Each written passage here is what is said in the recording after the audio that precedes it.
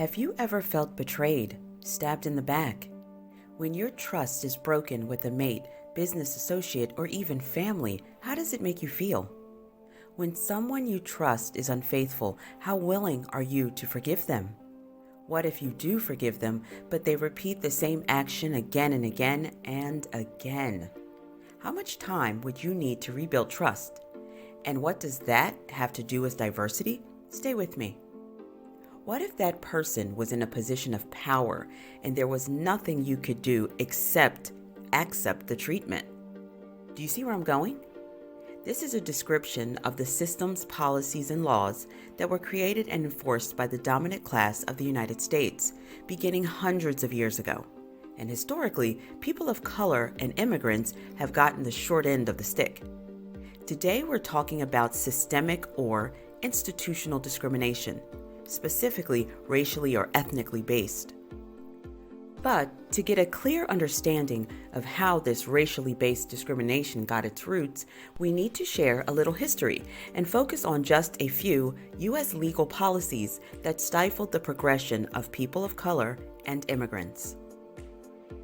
So let's take a journey to 1492. You know, when Columbus sailed the ocean blue? We've been taught that Christopher Columbus discovered America, but did he really? No. He was trying to cross the Atlantic and get to East India. He thought he'd reached mainland China, then kept on with the expedition and thought he ended up in Japan. He didn't know about the Pacific Ocean, but hey, that was 1492. Where'd he end up? He went to what's now known as Haiti, Cuba, and the Antilles. Let's stop for a moment because I want to make sure you didn't miss something. He thought he went to India, China, and Japan, right? Then he returned to Spain, and guess what he did? He took back gold, spices, and people. These were captives and called them Indians, even after he realized he was not in India. Europeans established colonies and enslaved the real Americans, the natives. As you can imagine, those indigenous to America weren't too fond of that idea. Would you be? Thriving communities were invaded by foreigners, so many escaped and fought back, but they were slaughtered and removed from their land, which continues today. How's that for illegal immigration? Cue the indentured servants! The Europeans brought indentured servants to work the land, but once they fulfilled their contract, they were free to go. So the colonists decided, let's try Africans. We'll get back to that. When talking about race relations in the U.S., everyone is quick to discuss slavery and the effects on Black people. But there are other groups that have experienced discriminatory violations because of their ethnic background. More than 7.5 million Irish and German immigrants fled hardships in their home countries. That's more than the entire U.S. population in 1810. They were subjected to anti-foreigner and religious discrimination, but were allowed some rights, including land ownership, due to their status as white foreigners.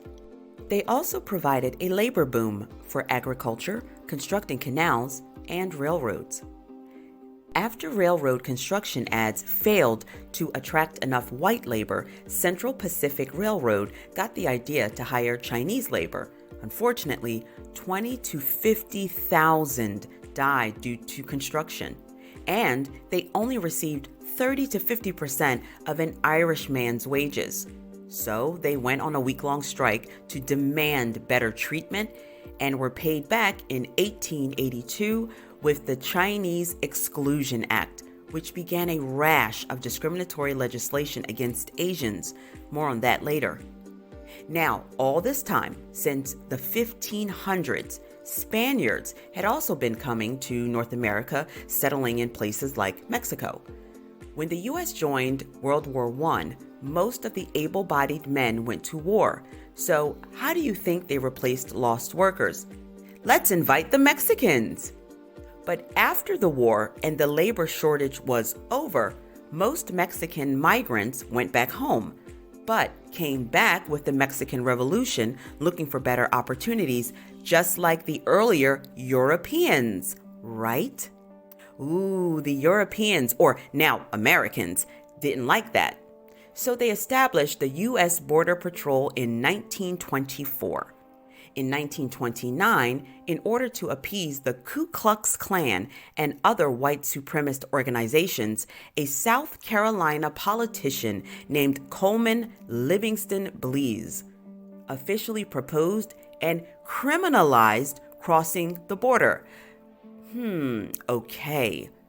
It wasn't until 1942 and the need for more labor during World War II that the U.S. decided to invite the Mexicans back across the border, but only temporarily. Do you see a pattern here? 1868 started the initial Japanese migration, mainly to Hawaii and the Pacific coast.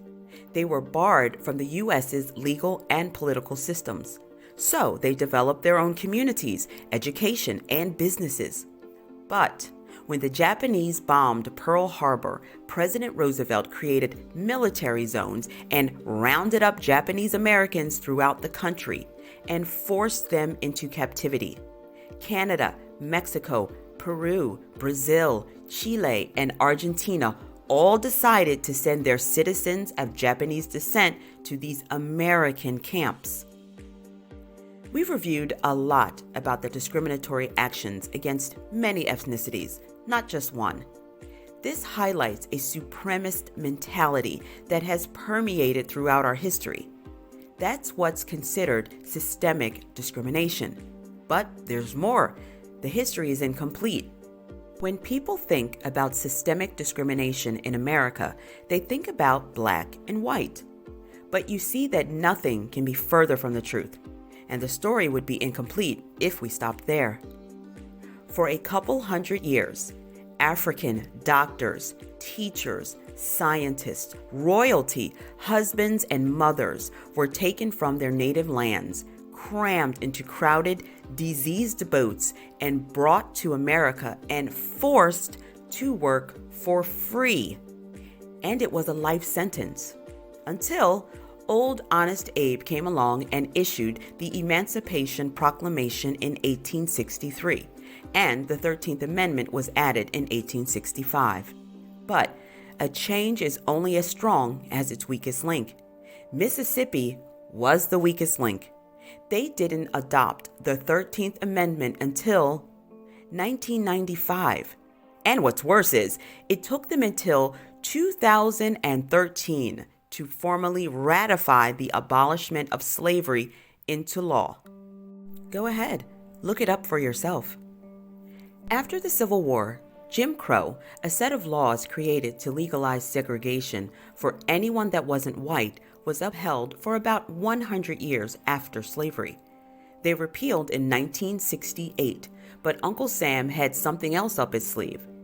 It was the Immigration Act of 1965, which abolished national origin quotas and changed admission to the U.S. based on skills and profession as opposed to nationality. Sounds pretty positive, right? Let's dig a little further. The Immigration Act of 1965 is when they adjusted the policy to favor more highly educated immigrants coming to the U.S., which created the perfect opportunity to promote and cement the model minority myth. Politicians intentionally pegged Asian Americans as the naturally smarter minorities that worked hard and didn't complain, and used this model minority myth to justify Black poverty and declare America as post-racial. Quickly following suit, other immigrant communities realized that they could also prove their Americanness if they sided with the white majority, assimilated, and separated themselves or did better than the blacks. Keep in mind that during this time, the modern civil rights movement and black and brown people were fighting to be heard and acknowledged. This resulted in race riots, racially motivated assassination and killings, and a rise of police brutality against black and brown people. The effects of U.S. history impacts us today. Racism in the U.S. has roots created specifically to disenfranchise and marginalize people based on their ethnic or cultural background, benefiting those in power. Systemic discriminatory policies began hundreds of years ago. Today, we have an opportunity to recognize how those policies affect minorities in the U.S. The seeds of bias and discrimination were sown into the foundation of our country. So, we need to recognize the connection in order to and make a conscious effort to overcome them.